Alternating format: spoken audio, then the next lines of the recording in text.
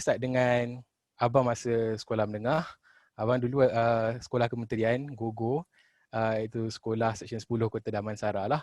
Kemudian abang pergi ke MRSM Tunggul Fababa dari tahun 2015 hingga 2016. Ni kelas abang, kelas 512, objectively kelas yang paling hebat lah. Now, then and forever lah. Dan ni abang dan kawan-kawan yang ikut abang pergi ke New York untuk program National High School Model United Nations di New York lah. Kemudian lepas habis SPM 2000, selepas habis trial SPM RSM, abang gunakan result trial untuk apply beasiswa Yayasan Hazanah. Dan abang dapat, alhamdulillah, lepas habis result SPM bulan 12, terus dimaklumkan abang diterimalah dapat program tu, dapat beasiswa dan akan sambung belajar di Kolej Yayasan UEM Lembah Beringin untuk A-level selama setahun setengah. A-level biasanya 2 tahun. Dan kalau ada yang program scholarship yang apply guna result SPM, dia akan start bulan Ogos bukannya bulan Januari. Jadi kiranya kalau abang ambil program setahun setengah ni boleh habis awal lah dan fly setahun lagi awal daripada kawan-kawan lain yang buat A-level selama 2 tahun. Abang ambil A-level Economics, History, Mathematics dan Physics, tapi ada juga subjek-subjek lain lah yang boleh dipilih. Kemudian, apa perancangannya masa tu ialah gambar abang tunjuk ni ialah Oxford. Apa cita-cita abang masa tu ialah untuk belajar law di Oxford. Tapi kita tengok pula quote yang kat sebelah ni, if you fail to plan, then you plan to fail, but things don't always go as planned. So, never say never. Abang apply, abang memang macam buat banyak preparation lah, study sungguh-sungguh, kemudian kita tengok apa benda yang perlu kita buat untuk dapat masuk, dapat offer law daripada universiti ni kan.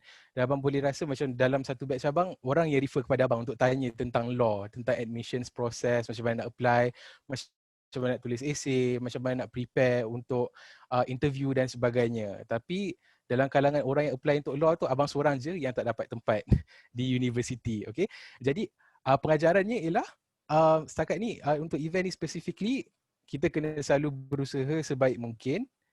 But at the same time, just because kita berusaha tak bermaksud kita akan terus dapat apa yang kita nak. Tapi kalau kita tak berusaha tu memang confirm lah takkan dapat.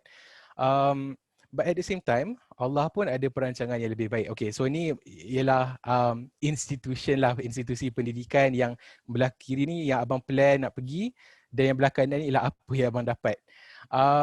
So yang pertama sekali ni Alam Shah dan Integrasi Gombak lah. Abang dapat offer untuk dua-dua, tapi Alam Shah tak dapat pergi sebab UPSR tak lepas. SVPI Gombak sebab untuk form 4, sebab abang pilih TGV. Dan abang kata aku takkan masuk MRSM sebab MRSM reject aku masa form 1. Tapi bila kata never tu, itulah yang berlaku. Contoh lain, lepas habis UPSR, abang kata abang tak nak masuk sekolah agama sebab abang tak suka hafal-hafal. Tapi enak abang masuk sekolah agama Menengah Bestari dengan Seksyen 10. Seksyen 10 ni sekolah harian tapi ada kelas aliran agama lah. Apa lagi? Abang takkan pergi ke US sebab US ni jauh sangat dan orang dia jahat, tak suka orang Islam dan sebagainya. Tapi end up abang pergi ke US. So point being, again abang reiterate the point, kena try your best, but at the same time Allah tu sebaik-baik perancang lah. Dan never say never. Kadang-kadang macam especially case abang, bila abang cakap never, itu yang berlaku. Alright. Jadi ayat yang abang suka ialah surah At-Talaq, ayat 1000 dinar.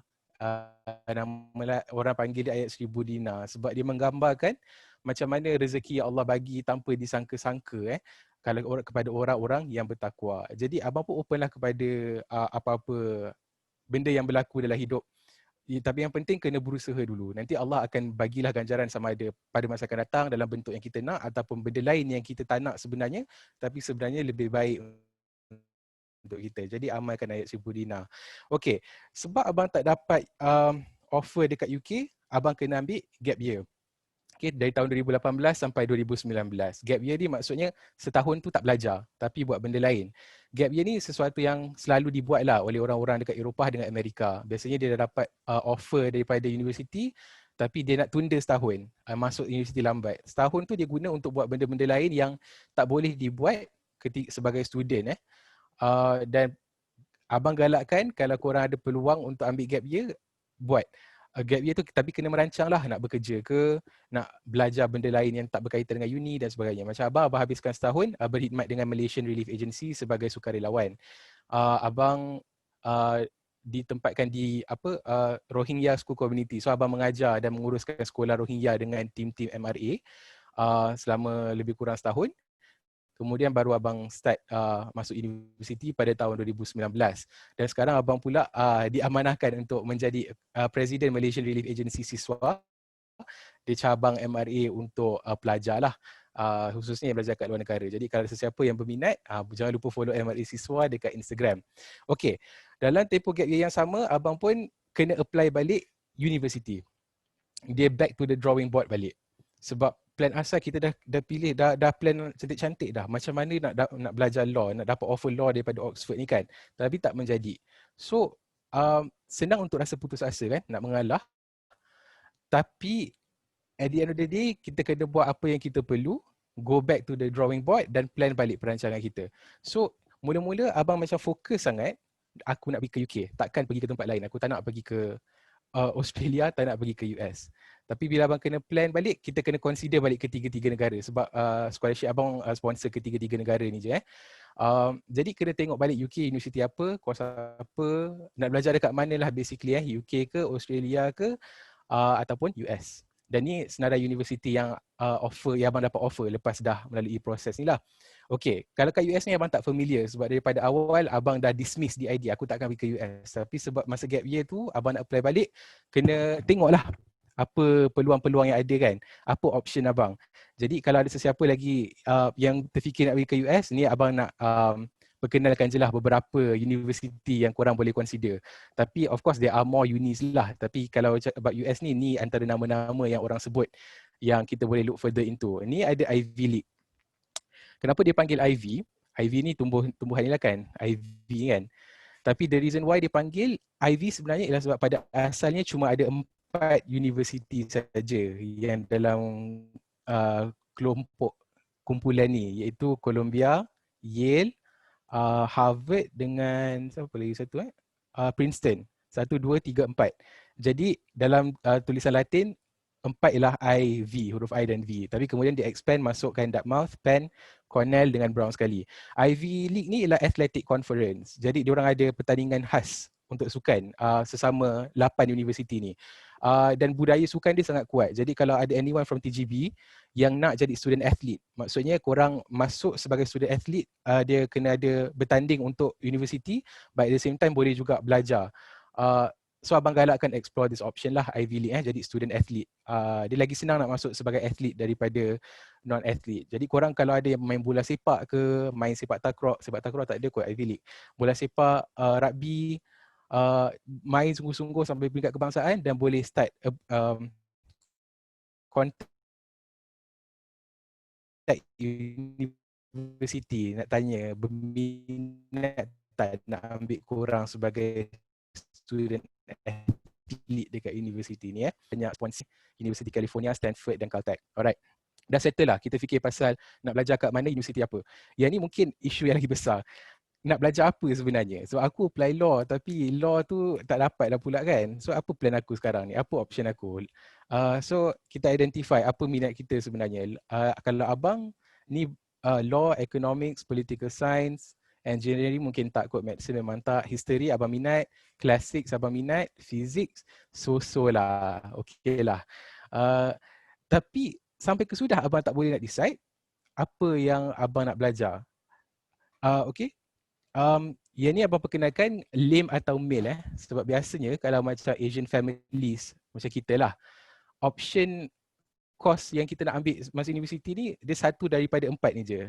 Either acronym lame atau male lah, abang lagi suka lame.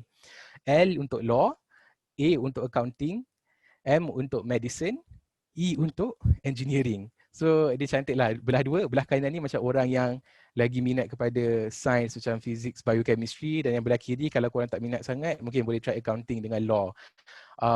Law tak ada mathematics langsung, memang menulis je kerja dia. So ini je lah 4 option yang biasanya students dekat Malaysia consider. Dan dia very restrictive lah in that sense sebab kita tak explore lagi apa lagi course-course lain yang kita boleh buat sebenarnya.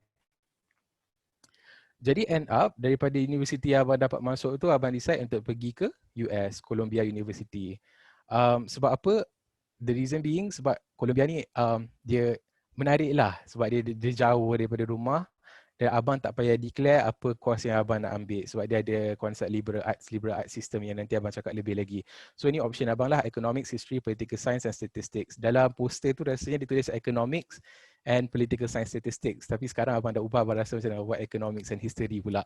Tapi there are other options lah. So katakanlah abang nak buat engineering tiba-tiba kan, pun boleh juga kalau nak tukar sebab dia end of second year baru kena declare major. Ni lagi satu konsep ikigai. Bila korang nak cari course apa yang korang nak buat, abang rasa dia penting untuk korang cari ikigai. Ikigai ni ada buku dia kalau sesiapa nak baca. Dia konsep, dia macam falsafah Jepun lah, macam mana nak jadi nak bergembira dalam hidup. Korang kena cari the intersection between apa yang korang suka, what you love, what you're good at, what you can be paid for, yang macam mana ada demand kan. Orang kata accountant dalam it's like always in demand kan, and what the world needs. Kalau dah dapat intersection ni, itulah ikigai. So itu yang korang buat. So mungkin abang dalam proses pencarian lagi, that's why abang tak boleh nak decide sama ada economics dan history atau economics and political science. Ni semua masih proses mencari. Dia proses yang berterusan.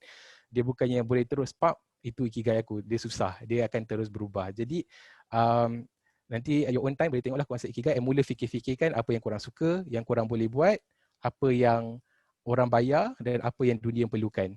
Intersection between the four ialah ikigai korang, dan itu yang seelok-eloknya korang persuasive curriculum. Dekat US dia terkenal dengan curriculum liberal arts dia. Yang ni dia punya diagram. Liberal arts ni selalunya orang associatekan dengan tradisi Kristian Eropah lah. Sebab semua orang yang belajar liberal arts kena belajar 7 benda: grammar, logic, retorik, arithmetic, music, astronomy dan geometry. Dan kalau gambar ni macam satu perempuan ni mewakili cabang berbeza. Macam ni music rasanya. Music, ni geometry, ni grammar, ni guna liberal arts system. Tujuan dia untuk melahirkan manusia renaissance yang mungkin korang dah belajar dalam sejarah kan. Sebab kita nak dia nak producekan manusia yang serba boleh, tahu semua benda. Contohnya Leonardo da Vinci. Music dia pandai, painting dia pandai, apa lagi, engineering pun dia pandai, semua benda boleh buat lah. Tapi at the same time abang fikir dia bukannya tradisi Kristian je. Okay, sebenarnya dalam sejarah Islam pun liberal arts ni dia mempengaruhi juga, sebab kan mula-mula ada perkembangan tamadun di Eropah, kemudian dia zaman gelap, tapi masa zaman gelap tu ialah zaman kegemilangan Islam. So zaman kegemilangan Islam tu mewarisi tradisi keilmuan orang Kristian. So liberal arts ni pun sebenarnya satu proses pendidikan yang dilalui oleh ilmuwan Islam. So kalau korang wonder yang polymath ni kan, semua ilmuwan Islam macam Al-Ghazali, Ibn Sina, Al-Farabi, kenapa semua benda dia pandai? Berpuisi dia pandai, law dia pandai, mathematics dia pandai, medicine dia pandai. Macam Ibn Sina kan, dia bapa perubatan Islam, but at the same time dia pun ahli falsafah juga. So macam mana diorang serba boleh ni ialah disebabkan program liberal arts. Jadi dan ilmu Islam ni yang moden pun, Afifi Al-Akiti pun dia belajar juga grammar, retorik, Latin dengan Greek dengan falsafah. Jadi abang tertarik dengan idea ni. Abang rasa kalau macam kita bercakap tentang ilmuwan Islam, that at least apa yang kita boleh buat ialah cuba ikut cara diorang belajar pada masa lampau. Dan liberal arts di US memberikan abang peluang untuk buat benda itu sambil explore ikigai abang atau apa benda yang abang minat sebenarnya.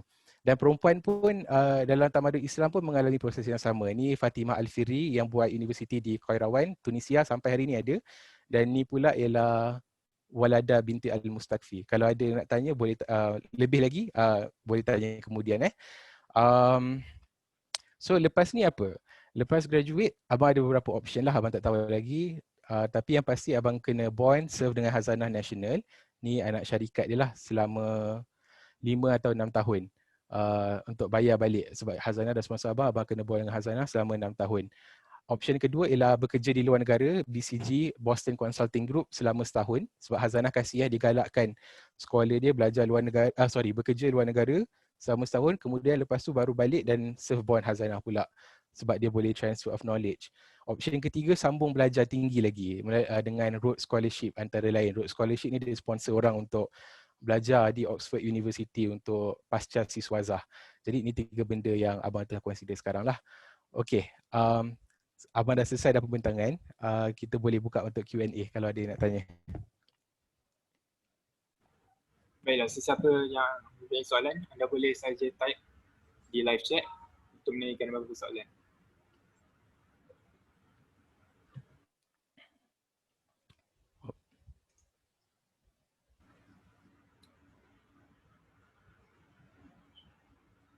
Baiklah, ini ada satu soalan daripada saya sendiri.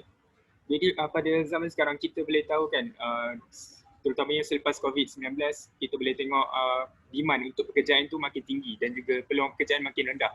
Jadi bagi kita, contohnya sebagai, jika kita ambil political science sebagai contoh, kita tahu demandnya tidaklah beberapa tinggi kalau jika hendak dibandingkan dengan account ataupun engineering. Jadi adakah ianya worth to take the risk untuk pursue apa yang kita minat instead of follow the demand and the market of jobs right now? Yeah, that is a very good question. Stop share. Okay. Again, of course that's not a good idea. So macam abang cakap, kita kena cari ikigai lah. Apa yang kita minat kena intersect juga dengan apa yang orang demand, apa yang dunia perlukan, apa yang kita suka dan apa yang kita boleh buat. Dan dia bukan benda mudah untuk dicari. Dan bab political science tu, abang akan push back the idea a bit sebab dia bergantung kepada macam mana korang approach peluang pekerjaan. Pemikiran yang mudah ialah untuk fikir kalau korang belajar accounting, kemudian korang akan jadi accountant. Jadi belajar law, korang akan jadi lawyer. Belajar engineering, korang akan jadi engineer. When that is not always the case. Ramai orang yang abang jumpa, khususnya dalam corporate sector lah, macam Yayasan Hazanah Nasional ialah corporate sector. Dia kerja office macam kau dan aku. Tapi tanya background degree dia macam-macam. Ada yang macam training doktor, dia study medicine tapi end up kerja dekat bank. Macam senior abang dekat Columbia, dia dah graduate, dia engineer, belajar engineering dekat Columbia, sekarang bekerja dengan PNB. Langsung tak berkaitan dengan engineering. Dia kata dia minat engineering sebagai academic subject. Okay? Tapi bab nak bekerja tu, dia dah jadi tak minat. So, apa yang korang belajar tu tak semestinya mencerminkan minat atau kebolehan korang di tempat kerja. Dia ada gap kat situ. Dan kadang-kadang kalau orang nak lompat tu, ada yang land okay, tapi ada yang macam sangkut. Dan dia end up tukar dia punya profession. Jadi itu abang nak kata, dalam sistem pendidikan US, apa yang korang belajar tu tak penting. At least itu yang dia cuba sampaikan lah. Yang penting korang graduate college. Sebab lepas habis college tu, baru kita masuk, kalau banking sector, dia tak tengok qualification apa yang korang ada.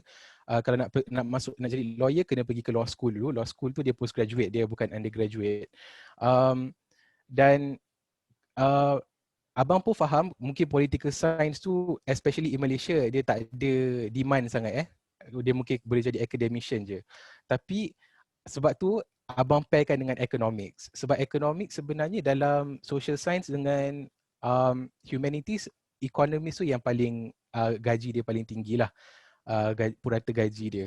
Jadi pada itu yang menarik pasal US lah, sebab kita boleh pairkan apa yang kita minat, apa yang orang nak, apa yang pays well, semua benda tu. Ya, tu jawapan abang. Baiklah, ada lagi satu soalan. Sepanjang abang berkhidmat sebagai Presiden BLOPI semasa di MSM Tunggak Fahbaba, apakah cabaran ataupun adakah abang menerima tentangan daripada, contohnya daripada pelajar-pelajar yang lain sebab cara kepimpinan abang ataupun Okay, that's a very good unexpected question lah. Hari tu rasanya Abbas ada datang maktab kan, bagi sharing session lah. Okay, abang tak pasti macam apa yang Abbas dah cerita, tapi I'm just going to tell you guys lah. Dia batch abang apa yang unik, yang mencabar sebab kita orang batch first PT3 jadi bila masukkan MRSM tu dia guna result PT3 bukannya PMR. Dan for some reason masa kita orang masuk, lagi ramai budak kementerian daripada budak MRSM. Dan isu yang kedua ialah macam ramai anak orang kaya, sedangkan MRSM tu dia ada target group dia sendiri kan. Jadi itu upset the dynamics lah. Budak ex-MRSM yang daripada MRSM lain tak berapa nak puas hati sebab ada ramai budak kementerian dan diorang pun very cliquey ikut maktab masing-masing kan. Uh, dan Abbas tu sebenarnya calon presiden lah dan abang pun tak nak presiden tu. Abang nak jadi exco komunikasi kot. Tapi sebab ada isu, abang dilantik jadi presiden. So dia bukan presiden popular tapi presiden lantikan. So tentangan tu memanglah ada. Dan dia especially hebat dengan kes abang. Okay. Tapi itu lebih pada masa form 4. Kemudian masa form 5 lepas abang dah baik-baik dengan BDOP, sebab BDOP macam half-half, half kementerian, half MRSM. Diorang pun start bercakap dengan kawan diorang, start fokus on satu benda iaitu SPM dengan dapatkan number 1 untuk TGB. Dan kita orang pun buat program dengan batch. Dan abang pun tengah dalam proses pembelajaran kan, sebab abang memang very solitary. Abang a lone wolf. So kalau jadi BDOP tu orang tak expect lah. So biasanya presiden orang expect macam very outgoing, extroverted, kenal nama semua orang. Abang dah lah susah nak ingat nama orang dan jarang bergaul lah. Dia proses pembelajaran untuk abang juga, dan over time orang nampak macam abang belajar dan abang pun sedar abang banyak perubahan kepada hopefully lebih baik, dan at the end of the day batch kita orang macam okay je. So mula-mula tu memang susah, but over time everything got better lah, alhamdulillah. Okay. Jadi ada lagi satu soalan. Macam kita tahu sekarang ni batch 38 iaitu batch sekarang semakin dekat untuk SPM-ISM dalam lebih kurang 29 hari saja lagi. Jadi ada tak tips untuk study dalam jangka masa yang pendek saja? Korang dah habis syllabus kan? Okay. Okay, macam ni kalau korang tak kenal lagi korang ni jenis pelajar yang macam mana, then buat benda tu dulu. Sebelum korang belajar dulu macam mana nak belajar. Dan rasanya kaunselor pun ada buat juga, nak kenal pasti kita ni auditory ke kinestetik dan sebagainya. So abang tak boleh nak bagi tips yang macam apply kepada semua orang. Tapi apa yang apply kepada abang, apa yang work for me lah specifically. Dan abang ni jenis yang, tak tahulah abang jenis mana, tapi abang jenis yang tak boleh belajar dalam kumpulan. Dan masa kelas apa yang abang buat, abang jenis yang belajar waktu malam, yang akan stay up dan akan buka buku, cari buku rujukan yang paling nipis yang boleh jumpa dan khatamkan buku rujukan tu at least sekali atau 2 kali sebelum exam. Dan lepas dah habis SPM-RSM, khatam lagi 3 kali. Sampai dah koyak rabak lah buku tu, dah highlight berkali-kali. Dan benda tu dibuat di luar waktu kelas sebab abang tak boleh absorb material masa dalam kelas. Abang end up tidur je dan berasa sangat penat.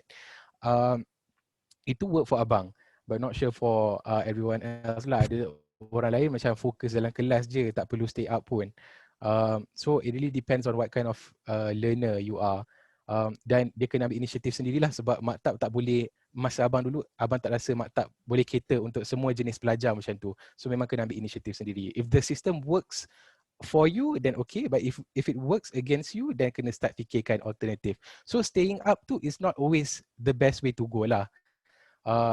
It was the case for me sebab abang jenis pelajar yang macam tu. Okay, baik.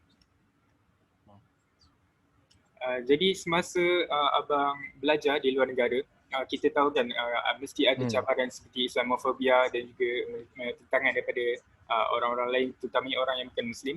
Jadi macam mana abang adapt dalam environment dan yang begitu, dan bagaimana abang bergaul dengan orang-orang yang luar daripada masyarakat kita? Right. Okay, that's a good question. Sebab kita perlu tahu, macam masa abang dekat tempat korang pun kita dengarlah cerita orang yang belajar kat luar negara ni, dia hilang pedoman macam tu. Dia I don't know, terlibat dengan gejala dadah ke, seks bebas, arak. Benda tu memang berlaku. Memang kawan-kawan abang ada yang macam tu but I'm not judging them. Tapi kalau abang sendiri memang try sebaik mungkin untuk kekalkan dengan nilai-nilai Islam Melayu Malaysia abang. Dan dia especially challenging dekat US daripada kat UK sebab UK ramai rasanya dia bandar yang paling diverse kot dekat dunia. Jadi orang macam very respectful kepada pendirian abang. Jadi Islamofobia tu abang tak pernah alami lagi. Kalau orang macam biadab ke apa benda, dia biadab kepada semua orang lah. Dia macam manusia, lelaki ke perempuan tu, dia memang biadab kepada semua orang. Bukannya sebab abang Islam dan sebagainya. Lagi satu sebab abang duduk dekat universiti. Jarang keluar sebab banyak kerja kan. Jadi universiti ni dia tak ramai yang racist.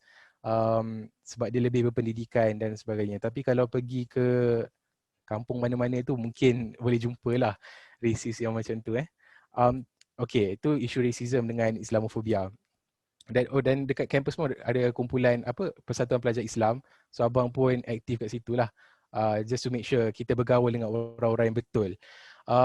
Isu lain pula macam terlibat dengan gejala sosial dan sebagainya tu memang berlaku dekat universiti sebab budaya diorang memang berparti, minum arak dan sebagainya. Tapi also universiti tu ada lebih daripada 60,000 student.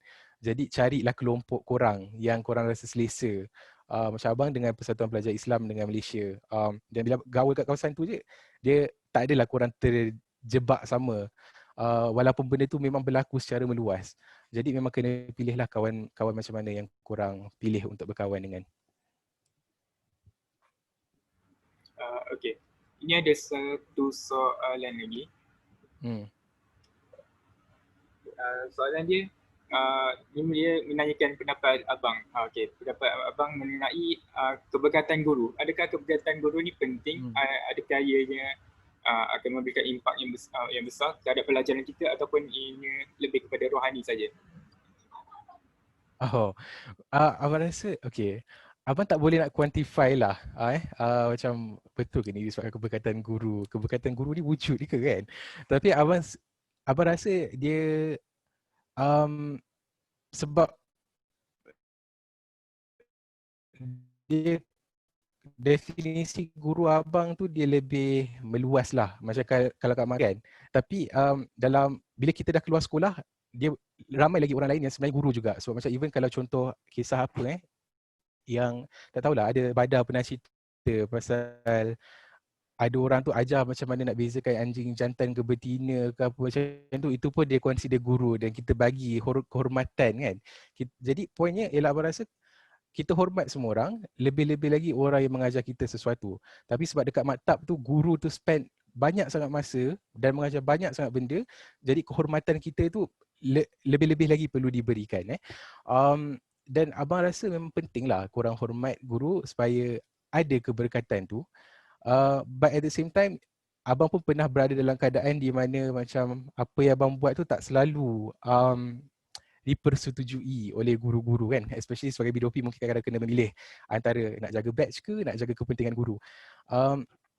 Pada masa yang sama, abang pun percaya cikgu-cikgu kat TGB pun faham konflik yang pelajar alami. Jadi dia satu proses susah yang kita kena lalui lah untuk decide benda-benda macam tu, sama ada nak jaga kepentingan pelajar atau guru. Dan abang rasa cikgu-cikgu TGB ni sangat murah hati. Kalau korang singgung ke apa benda ke, dia sentiasa mendoakan yang terbaik. Dan abang percaya doa daripada orang keliling, especially ibu bapa dan guru tu, mempengaruhi outcome korang dalam hidup. Walaupun abang tak boleh nak buktikan, tapi itu pandangan peribadi abang lah. Okay. Ada lagi satu soalan. Macam mana nak handle situation bila time kita nak study, ada kawan kita kacau kita atau berdistract kita dalam environment tu, dan bila kita nak study pula kawan kita asyik mengajak kita untuk main game contohnya ataupun untuk membuat perkara-perkara yang lain. Jadi macam mana kita nak handle situation tu supaya kita tidak sedang distract. Right. Okay macam ni. Sebab again, jawapan ni spesifik kepada abang lah. Banyak kerja BDOP ataupun tengah prepare untuk pertandingan ke apa benda. So prep tu memang bukan masa untuk study. Jadi kalau korang get distracted masa prep tu, okay, abang tak tahu nak buat apa. Sebab abang ni kan macam buat benda lain masa prep. Tapi kalau waktu di luar prep, waktu belajar lain, masa tu pada abang yang lagi mudah sikit nak masuk, yang orang tak kacau. Jadi kena pilih masa dan tempat yang sesuai lah. Jawapan paling baik yang abang boleh bagi. Carilah pusat kau pergilah PSI ke kan, sebab tu senyap, kau tak boleh cakap, sebab kalau cakap sekarang librarian marah kan. Ataupun macam masa dah nak dekat dengan SPM RSM, dengan SPM, budak lelaki selalu berkampung dekat kelas. Waktu malam tu senyap sangat, ada sampai tarik tilam, masak air lagi dalam tu, dan semua orang respect benda tu. Di luar waktu prep, dan orang tahu kita spendkan masa ni memang untuk study je. Kalau kau balik asrama tu memang akan bising lah, sebab budak-budak main bola kan, ada nyanyi, pasang radio kuat-kuat. Jadi penting untuk kenal kita ni student yang macam mana, dan apa waktu dan tempat yang sesuai untuk belajar. Dan kalau kawan kacau tu, abang rasa macam cakap je lah, "Weh, aku nak study tu, apa benda lah ni." Baik kalau tak, abang rasa it's okay. Kalau korang rasa macam nak main, pergi je lah main dulu. Play hard but work hard as well. Tapi compensate balik. Kalau korang, dia dah curi masa korang sejam, korang kena, itulah, tahu yang korang kena dedicate 1 jam. Mungkin korbankan 1 jam tidur tu untuk catch up balik benda yang korang sepatutnya boleh buat ketika korang bermain tu. Tapi hopefully lah, bila nak dekat dengan SPM RSM, dengan SPM ni, masalah ni dia tak timbul sangat sebab semua orang faham. Macam semua orang nak study. Sampai waktu prep, lepas prep, sebab semua orang faham. Jadi kalau korang rasa ni masalah yang susah nak diselesaikan, hopefully abang doakan lah makin lama makin dekat dengan exam ni, dia hilang begitu sajalah. So korang tak akan hadapi masalah ni. Baiklah. Saya fahamkan abang akan ada kelas dalam tidak berapa lama lagi. Jadi bolehkah ada ruangan lagi ke untuk berapa lagi soalan? Boleh. Tanya lagi. Boleh, insyaAllah. Ada berapa lagi soalan tu, Syabil?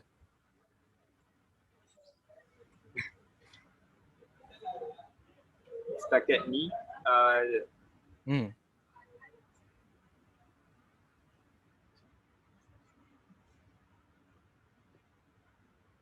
okey, saya fahamkan apabila abang ingin melanjutkan pelajaran ke luar negara, abang menerima banyak offer kan daripada berbagai universiti. Jadi apakah yang kita perlu ambil dalam pemilihan universiti tu? Pemilihan universiti. Pertama, negara manalah universiti tu, kat negara mana. Yang kedua, apa community university tu. Macam abang tahu kalau pergi ke US ni, dia Malaysia tak ramai dan dia sangat jauh. So tak ada kawan-kawan rapat abang kat situ. Tapi abang rasa macam benda itu penting untuk perkembangan diri abang. So macam abang disap ke TGB pun, abang seorang je daripada sekolah abang. Dan abang rasa pengalaman menjadi orang yang pertama ataupun satu-satunya orang yang buat sesuatu tu, dia bagi peluang untuk abang berkembang lah. Bukannya setakat melekat dengan kawan-kawan je. Dia bagi peluang abang untuk macam berkawan dengan lagi ramai orang. Jadi tu apa yang abang consider. Yang ketiga, course yang korang nak belajar. Sebab universiti ni, dia bukan macam SPM, bukan macam A-level. Mungkin nama degree tu sama. Contoh ada kejuruteraan mechanical. UKM kejuruteraan mechanical juga. Tapi apa yang korang belajar tu tak semestinya 100% sama. Jadi kena tengoklah course apa yang universiti tu offer dan apa benda program dia macam mana. So kalau kes abang, dia liberal arts, economics dan sebagainya. Simply put, benda-benda tu lah. Tapi of course there are many other factors lain yang kita kena consider juga. InsyaAllah itu saja soalan yang ada setakat ni. Sebelum saya tamatkan, Saudara Rahman ada apa kata terakhir ataupun peniup semangat bagi semua penonton pada malam ini? Tak ada. Tak ada sebenarnya. So cuma tu je lah. Korang good luck buat untuk SPM RSM dengan SPM. Kalau tak lama lagi tu study lah, janganlah pergi buat benda lain. Jaga hubungan dengan guru, dengan kawan-kawan. Dan antara benda yang abang sendiri alami dekat MRSM tu, isu menjaga hubungan lah, especially dengan batch abang. Sebab kita sebagai B2P kan. Itu pun sangat penting juga. Sebab again, kalau kita nak berjaya, bukan nak berjaya seorang-seorang, tapi nak berjaya sebagai satu batch. Dan dia pun relate balik kepada soalan awal tu, kalau kawan nak ajak main ke apa benda. So kalau kita boleh motivate satu batch untuk bekerjasama, berusaha ke arah SPM tu, masalah peribadi tu pun selesai juga. Korang pun ada motivasi untuk belajar. So motivasi tu bukan datang pada abang sebenarnya yang nak bagi kata-kata semangat. Dia datang daripada cikgu-cikgu dan batch korang sendiri. Sebab abang lagi berapa minit ni je abang dah log off. Tapi kawan-kawan yang korang study dengan tu ada berapa bulan lagi kan. So diorang your source of motivation dengan cikgu-cikgu sekali, dengan your parents. So it's important to jagalah relationship tu. Solat jangan tinggal, especially solat duha. Dah amalkanlah macam apa ayat Sri Budina tadi kan. Dan jaga hubungan dengan Allah. It goes without saying. Hubungan dengan Allah tu sangat penting sebab macam ayat Sri Budina tercakap, kepada orang yang bertakwa, Allah datangkan rezeki daripada sumber yang tidak disangka-sangka. Jadi 10A+ tu pada abang belajar Yayasan Hazanah dengan belajar kat US ni rezeki yang semua abang tak sangka. Tapi alhamdulillah Allah bagi dan abang attribute 100% kepada Allah SWT yang Maha Pemurah Maha Penyayang, diiringi dengan berkat doa kawan-kawan, guru dan ibu bapa. Jadi itu je lah yang korang jaga dan put in every ounce of effort yang korang boleh bagi untuk study for SPM. Terima kasih Saudara Arman. InsyaAllah semoga kalam akhir beliau jadi penyala di dalam hati kita untuk berusaha mencapai kejayaan di dunia dan akhirat. Jadi saya boleh simpulkan di sini bahawa kita perlu menjaga hubungan kita dengan Allah dan juga hubungan kita dengan manusia ataupun hablum minallah dan juga hablum minanas sebagai satu kunci ataupun rahsia kejayaan kita di dunia dan juga akhirat. InsyaAllah. Ribuan terima kasih kepada Saudara Arman atas perkongsian pada malam ini. Semoga ilmu yang dicurahkan kita dapat amalkan dan juga memanfaatkan. Segala itu saja daripada saya, dan segala kesilapan adalah datang daripada saya, tapi segala kebaikan adalah datang daripada Allah. Dengan itu saya tamatkan dengan tasbih kifarah dan surah Al-As. Okey. Terima kasih Man. Terima kasih semua. Assalamualaikum. Waalaikumsalam.